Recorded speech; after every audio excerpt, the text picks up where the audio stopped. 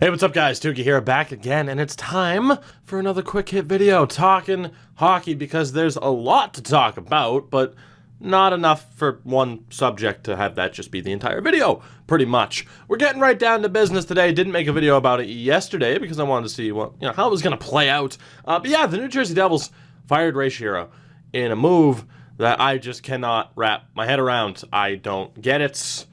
The timing of it makes absolutely no sense. Less than a month after the Taylor Hall trade, the team in some ways starts to look better in the aftermath, yet you still fire him. You still fire him. Good luck. Tom Fitzgerald takes over and, on an interim basis. Martin Brodeur involved, but I don't get it. I genuinely don't. Now, again, here's the thing for the Devils. This is actually an interesting point. The Athletic did a confidence poll in management prior to the season. The Devils finished second, as they probably should, because everything looked good. Now, not going to do a full history here of Shero with the New Jersey Devils, although, again, these type of GM trade history videos will be coming back very soon.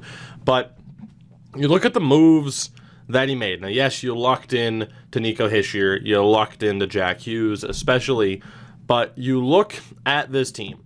While it hasn't worked out tremendously yet thus far, the PK Subban, really good move. Again, everyone's like, really? That's all Nashville traded him for?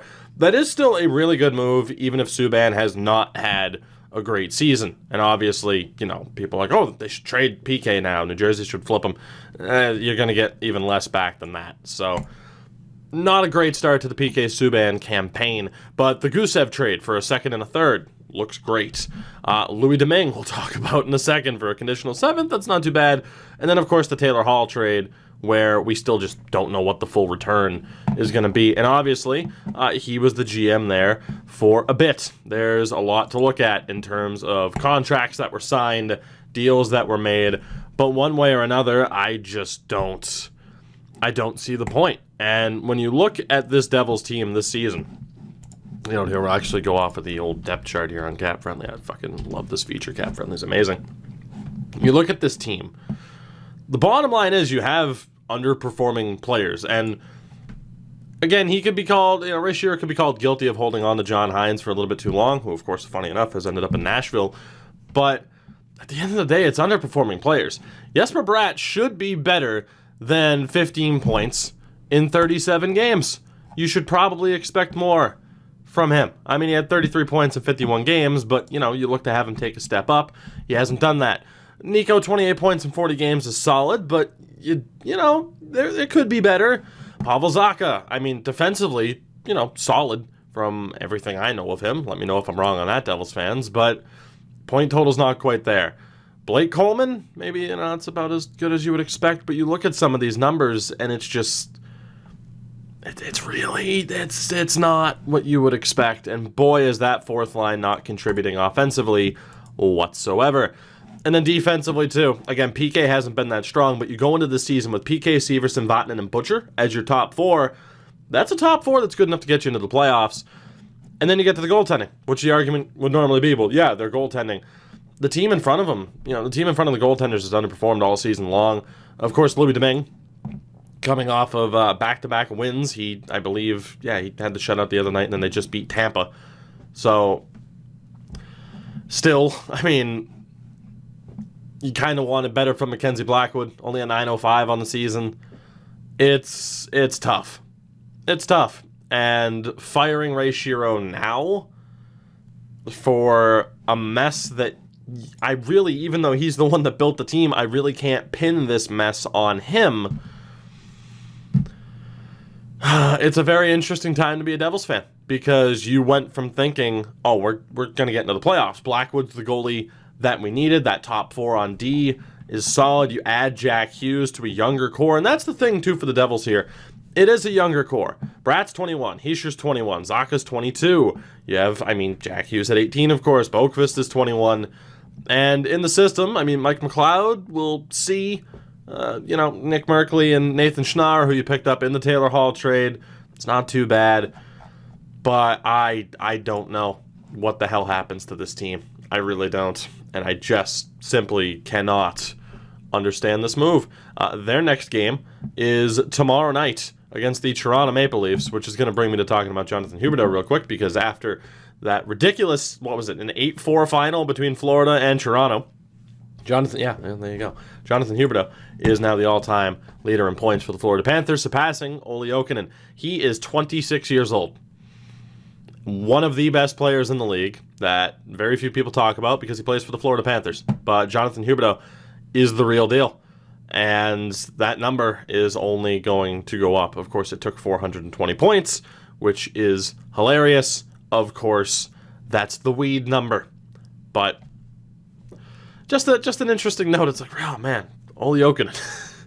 Olli Jokinen was the leading scorer for that long. Sasha Barkov's not that far behind him. I mean, Huberdeau's one injury away from Barkov potentially passing him if it's a long enough injury. So it's going to be very interesting. And Huberdeau's on a really good contract for the next couple of years as well. So the Panthers looking good with Huberdeau now leading the way. A lot of you would have seen this yesterday as well. Jaromir Jagr has been, he's been playing hockey for a long time. 5 decades now that he has played in, which is absolutely insane. And yes, if I had to bet, at 57 years old, he will play at least one professional hockey game to play in 6 decades. I am calling it now. Calling it now. And the last thing to talk about today, at least, based off of yesterday, is that the NHL is going to have a 3-on-3 scrimmage between the top Canadian and American women's hockey players at the All-Star game, which is tremendous. The women involved are involved in the acronym. Oh, the acronym. Where are you, acronym? It's quite the acronym. It's the women that are holding out and not playing this year. Holy hell, there it is. The PWHPA. Whew, that's a mouthful. Bottom line is with this, the hope, obviously, is that we continue to move forward towards a sustainable league with a solid foundation and infrastructure to get women's hockey the platform that it deserves. And I'm 100% on board with that. Again, you look at, I don't see how any, I mean, obviously there will be, because different strokes for different folks, I guess, but I don't see how you could watch, women's hockey at the Olympics and not just be like, holy shit, this is amazing. I want more of this in my life all the time, because they are incredibly entertaining games. So hopefully, again, especially after what happened with Kendall Coyne-Schofield last year, in the fastest skater deal, hopefully, of course, this just continues to bring more press, more interest, and again, continues to get the women's game close to where it would be. It's 2020. 10 years from now, I would hope that it's like, oh yeah, we could look back on this and then be like, yeah, now we have a sustainable league and everything's good. The controversy over one league falling apart this year, the other holding on for dear life, but then the women holding out. I am on the side of wanting a sustainable women's hockey league that I can watch consistently and knowing that people are at least earning close to, if not a living wage. That would be great. That would be great. And is it going to take the NHL to do that? Maybe, but that's, an entirely different discussion for a different time. So yeah, the Devils fire Ray Shero. Good luck with that. Good luck with that. Jonathan Huberdeau is now the all-time leading scorer for the Florida Panthers. Jaromir Jagr is an alien, and women's hockey is getting a spotlight at the All-Star game. As I'm excited. I mean, it should.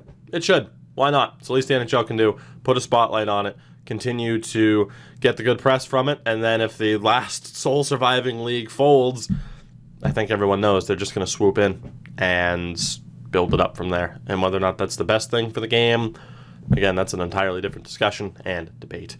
That is it for today, though. Again, a couple of different topics, none of them, of which were worthy of just being its own solo video. I hope you guys have been enjoying me talking hockey a little bit more recently, and again, that is something I am going to continue to do. Let me know what you think about everything I talked about in this video. Drop a like if you haven't already, of course, and shout out to all of my beautiful people over on Patreon. I love you. I will see you guys in the next one. Until then, have a good one and good day.